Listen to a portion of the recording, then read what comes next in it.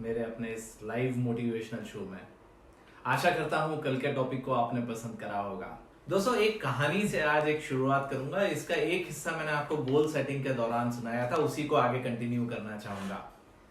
दोस्तों, एक goal setting के दौरान मैंने आपको धीरू भाई अंबानी जी का एक किस्सा बताया था। उनका एक इंटरव्यू चल रहा था। उस इंटरव्यू के दौरान इंटरव्यूअर ने उनसे एक प्रश्न पूछा था कि अंबानी साहब, आप सफल कब हुए? तो उन्होंने कहा था, जब मैं पेट्रोल पंप पर कार्य कर रहा था और जब मेरे मन में ये विचार कौंधा था, उसी दिन मैं सफल हो गया था। तो उन्होंने कहा, लेकिन आपने उसके कई सालों बाद उस बिजनेस को आके शुरू करा। तो बोले, हाँ, वो बात कोई, उससे कोई फर्क नहीं पड़ता, वो तो प्रोसेस में लगने वाला समय था। पत्रकार का अगला प्रश्न था कि ये भी मैंने आपकी बात मान ली कि ये प्रोसेस में लगने वाला समय था, लेकिन आप इतनी जल्दी सफल कैसे हुए? तो दोस्तों, जो उत्तर था ये आप ध्यान से सुनिएगा। उनका बहुत प्यारा सा जवाब था, मैंने निर्णय लेने का जीवन में कोई मौका नहीं छोड़ा। मैंने निर्णय लेने का जीवन में कोई मौका नहीं छोड़ा। तो पत्रकार और ज्यादा उत्सुक हो गया था। अब उसके मन में नए सवाल आ रहे थे। तो उसने उनसे पूछा, क्या आपको ये कैसे पता पड़ता था ये निर्णय सही है या गलत है? आपको ये कैसे पता पड़ता था ये निर्णय सही है या गलत है? तो उन्होंने बहुत बढ़िया जवाब दिया, मैं सही और गलत के चक्कर में नहीं पड़ा। जब जरूरत थी तब मैंने निर्णय लिया, निर्णय लेने का मौका नहीं छोड़ा। अगर वो निर्णय सही हुआ तो मैंने वो निर्णय जीवन में बार बार लिया, और अगर वो निर्णय गलत हुआ उसके बाद मैंने दूसरी बार वो निर्णय कभी नहीं लिया। दोस्तों, इससे एक चीज हमें समझ में आ जाती है, एकदम क्लियरली एक चीज समझ में आ जाती है दोस्तों, कि अगर जीवन में आगे बढ़ना है, सफल होना है, अपने सपनों को पाना है, तो निर्णय लेना सीखना होगा। निर्णय लेने का कोई मौका छोड़ना नहीं होगा। पर दोस्तों, होता इसके विपरीत है। मैंने आज सुबह के प्रीव्यू वीडियो में भी ये बात कही थी, सफलता और असफलता दोनों के बीच में सिर्फ एक निर्णय का ही अंतर है। सफलता और असफलता, फेलियर और सक्सेस, इसके बीच में एक ही चीज का अंतर है, वो है आपका डिसीजन। पर समस्या आती, डिसीजन लिया कैसे जाए, कैसे हम सोचें, किस तरीके से हम आगे बढ़े, कि आमतौर पे जो हमारे निर्णय बहुत डिले हो जाते हैं। अक्सर हमारे पास बहुत अच्छा आइडिया होता है, हम लोग बहुत अच्छे विचारों के साथ रहते हैं, आगे बढ़ने की पूरी प्लानिंग भी होती है, लेकिन कुछ प्रश्नों की वजह से कहीं ना कहीं रुके होते हैं। चाहे ये शिक्षा से संबंधित हो, चाहे ये व्यापार से संबंधित हो, चाहे दैनिक जीवन में आने वाली समस्याओं से संबंधित हो, कई बार नौकरी से भी संबंधित हो सकते हैं, कई बार लाइफ रिलेटेड खुद के जीवन से संबंधित चैलेंजेस भी हो सकते हैं। तो हम आगे कैसे बढ़े? दोस्तों, निर्णय लेना एक कला है। निर्णय लेना एक कला है और जिसे प्रैक्टिस के साथ सीखा जा सकता है। यह एक स्किल है और हर स्किल को दोस्तों हम लोग सीख सकते हैं। हर स्किल मांगती है हमसे सिर्फ कुछ प्रैक्टिस, कुछ घंटे, जो हमें कंटिन्यूअसली उस टेक्निक्स पे काम करना होता है, उन टेक्निक्स के साथ हम सीख सकते हैं। तो आज का हमारा विषय है दोस्तों, जीवन में सही निर्णय कैसे लें। जीवन में सही निर्णय कैसे लें, अपने जीवन में आने वाले चैलेंजेस से बाहर कैसे निकलें, अपने जीवन में आने वाले चैलेंजेस को एक स्टेप के रूप में कैसे काम में ले, वो स्टेप जो आपको आपकी सफलता के ओर लेके जा रही है। बहुत प्यारा पॉइंट है दोस्तों। और इस पॉइंट को जब मैंने सीखा था, तो दोस्तों ये जब मैंने गोल अचीव करना शुरू करा था, जब अपनी गोल सेटिंग्स पे काम करना शुरू करा था, तब मैंने दोस्तों इस पे काम करना शुरू करा था। और जैसे ही इस पे काम करना शुरू करा था, मुझे जल्दी जल्दी सफलता मिलने लगी थी। आज आपसे एक अपना सीक्रेट शेयर करने वाला हूं, ध्यान से सुनिएगा और संभव हो तो कॉपी पेन लेके बैठिएगा। आपके जीवन में आने वाली प्रॉब्लम्स को आज आइडेंटिफाई कीजिएगा, चैलेंजेस को आइडेंटिफाई कीजिएगा, सॉल्यूशन निकालिएगा और जीवन में सफलता को चखिएगा। दोस्तों, बहुत जबरदस्त फार्मूला है। पहली स्टेप पे आता हूं। सबसे पहली चीज दोस्तों, हम क्या करते हैं, जब भी जीवन में कोई प्रॉब्लम आती है, तो दोस्तों जैसे ही हमने उसे प्रॉब्लम समझा, याद ध्यान दीजिएगा मैं क्या बोल रहा हूं, जैसे ही हमने उसे प्रॉब्लम समझा, थोड़ा सा नेगेटिव एनर्जी की तरफ लेके जाता है। आज से प्रॉब्लम वर्ड को रिप्लेस कर दीजिएगा चैलेंज से।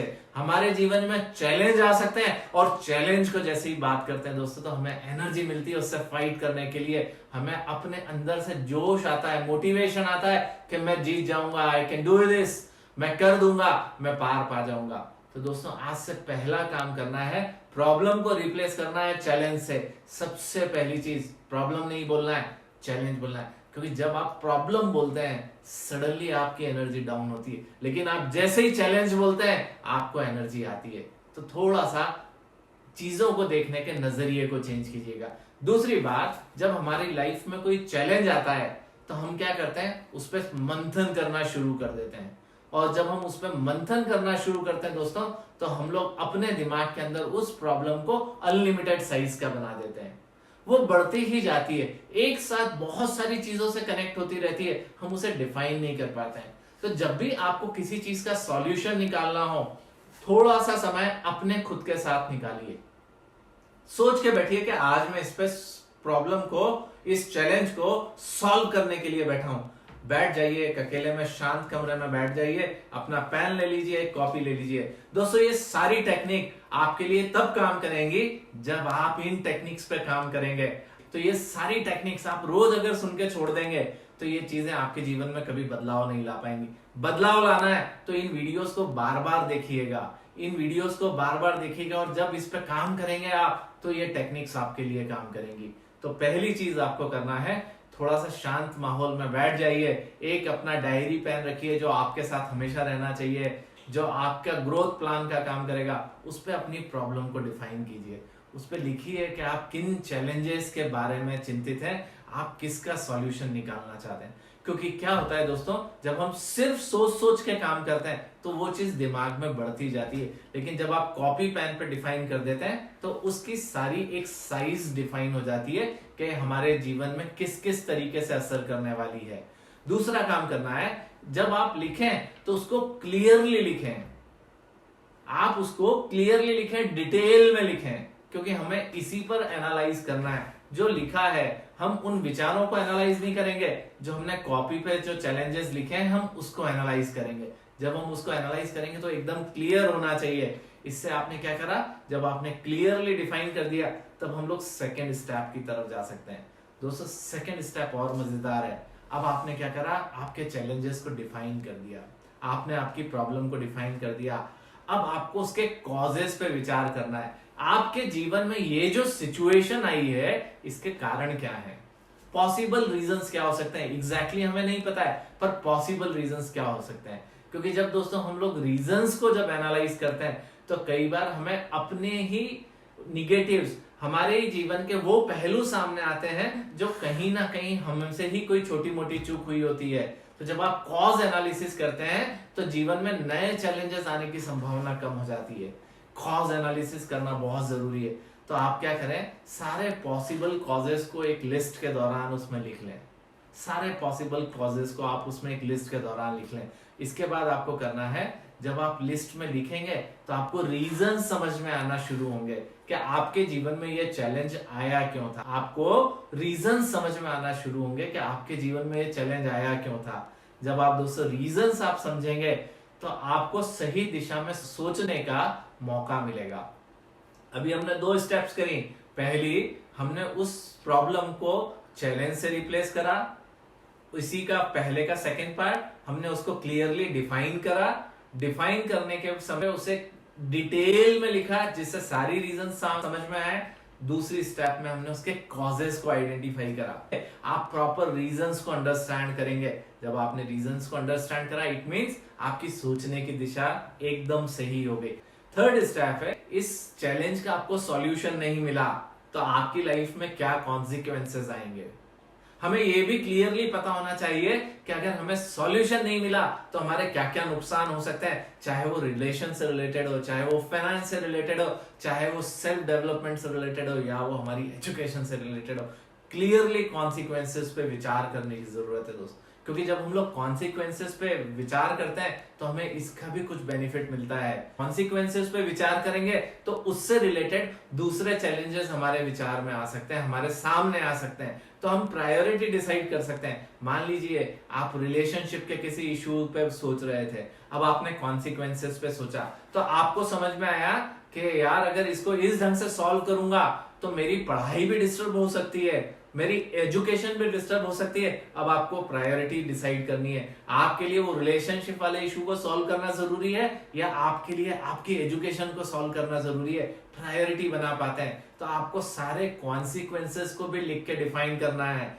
दोस्तों जब आप इस कॉन्सिक्वेंसेस पे काम करेंगे तो आपकी प्रायोरिटी को आपने रेट करा, जब आपने प्रायोरिटी को रेट करा तो आप उसकी सीरियसनेस को अंडरस्टैंड कर रहे हैं कि आपकी लाइफ में उस प्रॉब्लम के, क्योंकि हमारे जीवन में हम बहुत सारे चैलेंजेस ऐसे होते हैं जो बहुत ज्यादा मायने नहीं रखते, लेकिन हम उस पर चिंतित होते हैं। आज गर्मी बहुत है, सोच रहे हैं क्या आप गर्मी कम कर देंगे या भगवान से रिक्वेस्ट कर लेंगे? वो प्रॉब्लम है नहीं, उसे एक्सेप्ट करना होगा। ऐसी बहुत सारी चीजें हमारे जीवन में आती है दोस्तों जो एक्चुअल में चैलेंज होता ही नहीं है, लेकिन हम उसे चैलेंज मान लेते हैं।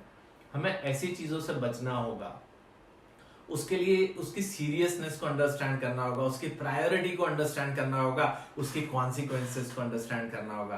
पहली चीज हमने डिफाइन करा, उसके कॉजेस को अंडरस्टैंड करा। तीसरी चीज हमने उसके कॉन्सिक्वेंसेस को अंडरस्टैंड करा। अब जब आप कॉन्सिक्वेंसेस को अंडरस्टैंड कर लेते हैं तो कहीं ना कहीं आप एक ऐसी स्टेज पे आ जाते हैं जब आपके लाइफ के चैलेंज को आपने ऑलमोस्ट पूरी क्लियरली डिफाइन कर दिया है।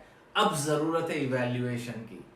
अब आपके सामने सारी चीज लिखी हुई आपके सामने है, अब आप इसको इवैल्यूएट कीजिए। तो सॉल्यूशन कब निकलेगा दोस्तों? जब फैक्ट्स फिगर्स आपके पास क्लियरली होंगे। अब आप इवैल्यूएट करके देखिए आज निर्णय लेने के लिए आपके पास सारे फैक्ट्स उपलब्ध है या नहीं। क्योंकि क्या होता है दोस्तों, कई बार जब हम लोग चैलेंजेस जिसके सॉल्यूशन जोड़ते हैं वो परसेप्शन पर आधारित हम उसके सॉल्यूशंस पे चले जाते हैं। उसने ऐसा कहा था, वो बता रहा था कि मार्केट में भी रिसेशन आना है, उसके बिजनेस में इतना लॉस हो गया, पूरी दुनिया में अभी मंदी चल रही है।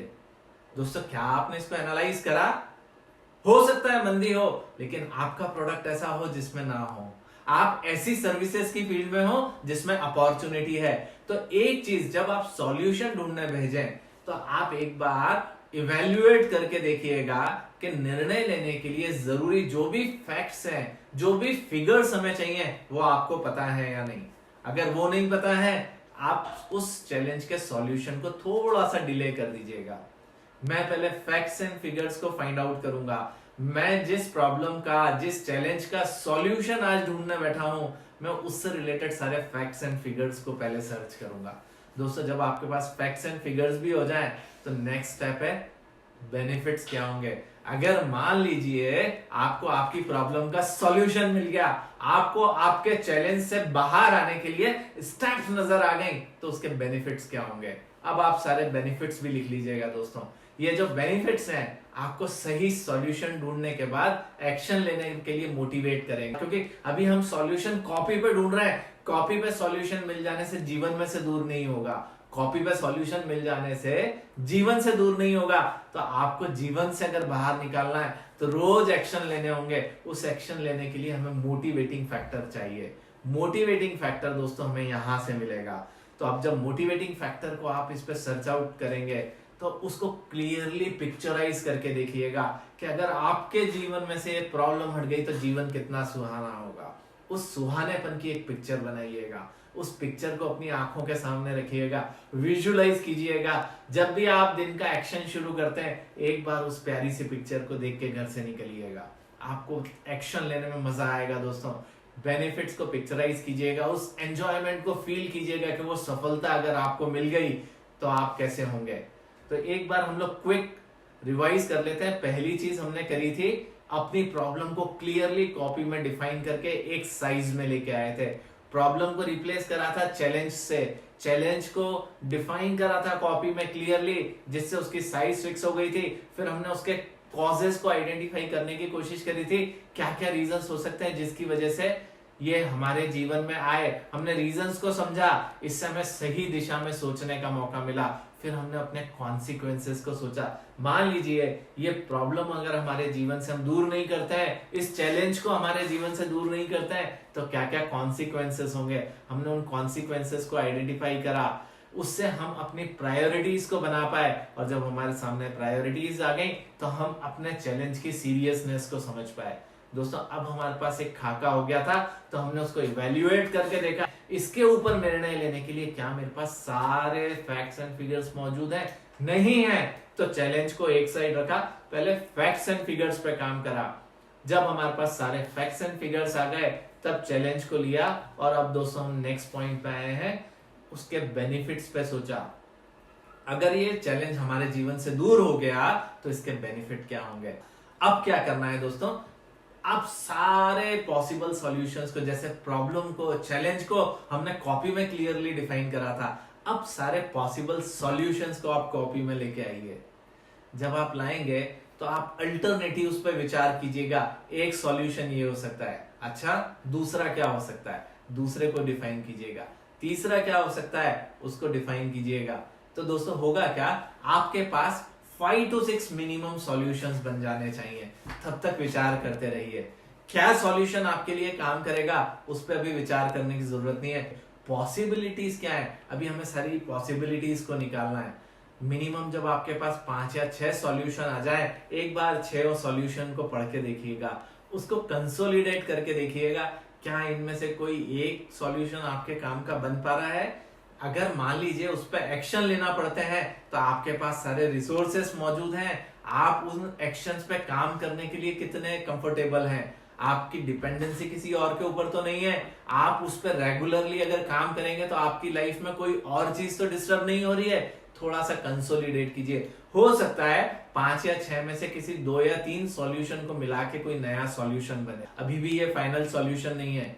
अब आप एक नेक्स्ट काम कीजिएगा, एडवाइस लीजिएगा, किसी एक्सपर्ट के पास जाइए जो आपको उस प्रॉब्लम में मदद कर सकता है। अपने एडवाइजरी पैनल को बना लें। एडवाइस का अर्थ है कि आपने एक पॉसिबल आपका सॉल्यूशन क्या हो सकता है वो तो आपने निकाल लिया, पर जिससे हम जब एडवाइस लेने जाते हैं तो कई बार हम इतनी लंबी कहानी सुनाना शुरू कर देते हैं कि सामने वाला सही चैलेंज क्या था, सही प्रॉब्लम क्या थी, उसको समझ ही नहीं पाता है। लेकिन इस बार आपने क्या करा है, आपकी प्रॉब्लम को एग्जैक्टली आपने कॉपी पे डिफाइन कर लिया है। अब आप पिन पॉइंटेड उस पर बात कर सकते हैं। आप उस कॉपी को जिसमें आपने अभी तक इस सॉल्यूशन के लिए काम करा था, उस कॉपी को साथ लेके जाएं। अब आप उनसे एडवाइस लें। अब आपके पास 2 चीजें हो गई दोस्तों, एक तो कंसोलिडेटेड सॉल्यूशन जो आपने बनाया था, एक वो हो गया, एक आपके पास एडवाइस हो गई। अब इन दोनों चीज को आपने ले लिया, अब आप वापस आ जाइए। अब अपने लिए बेस्ट सॉल्यूशन को आप बनाने की कोशिश कीजिए, कॉपी पेन लेके बैठिए और अपना बेस्ट सॉल्यूशन डिफाइन कीजिए। जब आप इस प्रोसेस को कर लें दोस्तों, तो अब आपके पास क्लियरली डिफाइंड चैलेंज भी है, क्लियरली डिफाइंड सॉल्यूशन भी है। अब फाइनल स्टेप की जरूरत है दोस्तों। ये चैलेंज आपके जीवन से तब दूर होगा जब आप इसे दूर करने की ठान लेंगे। मतलब अब जो आपने सॉल्यूशन डिफाइन करा है, इस पे एक्शन लेने की जरूरत है। जब एक्शन लें तो फिर सोचने की जरूरत नहीं है क्या होगा, सिर्फ एक्शन लेना है दोस्तों। क्योंकि जो भी सोचना था, जो भी इवेल्युएट करना था, वो प्रोसेस हो गई। अक्सर हम लोग क्या करते हैं, वापस से उसी प्रॉब्लम को खोल के बैठ जाते हैं। जो हमने एक टाइमलाइन डिसाइड करी थी, जो दिन डिसाइड करे थे, जो स्टेप्स डिसाइड करी थी, उसे भूल जाते हैं। हम वापस से सोचने लगते हैं अब क्या होगा। बार बार अगर हम ये सोचेंगे अब क्या होगा, अब क्या होगा, तो जो हो रहा है वही होता रहेगा। जीवन से ये प्रॉब्लम कभी दूर नहीं होगी, ये चैलेंज कभी दूर नहीं होगा। सोचने की जरूरत ये है कि अब हमारे पास एक चैलेंज का सॉल्यूशन है। वो सॉल्यूशन के लिए हमें रोज क्या एक्शंस लेने, बस उस बेस्ट जो डिफाइन करा है सॉल्यूशन फाइनल स्टेप के रूप में, उस पे एक्शन लेना शुरू कीजिए। तो रेगुलर इंटरवल पे उसे हमें इवेल्युएट करने की जरूरत है। रेगुलर इंटरवल पे उसे इवेल्युएट करने की जरूरत है। और जब आप इवेल्युएट करेंगे तो अपनी एक्शंस को रीडिफाइन कर पाएंगे। मान लीजिए जो आपने सॉल्यूशन बनाया था, जब आपने एक्शंस में कन्वर्ट करा, आपको रिजल्ट वैसा नहीं आया, आपको लगा कि मुझे इसमें थोड़ा सा चेंज करने की जरूरत है, तो जब आप रेगुलर बेसिस पे इवेल्युएट करते हैं तो वहां पे आप उस चेंज को ला सकते हैं। उस चेंज को लाइए और वापस से एक्शन लीजिए। उस चेंज को लाइए, वापस से एक्शन लीजिए। यकीन मानिए वो जो चैलेंज आया था अब वो पूरी तरह सॉल्व होगा। वो आपकी सक्सेस की पहली सीढ़ी बन चुका है। ऐसे नई सीढ़ी बनाते जाइए, जीवन में सफल होते जाइए। इसके बेनिफिट्स को एंजॉय कीजिए दोस्तों। इस प्रकार आप जीवन में किसी भी प्रॉब्लम का सॉल्यूशन निकाल सकते हैं।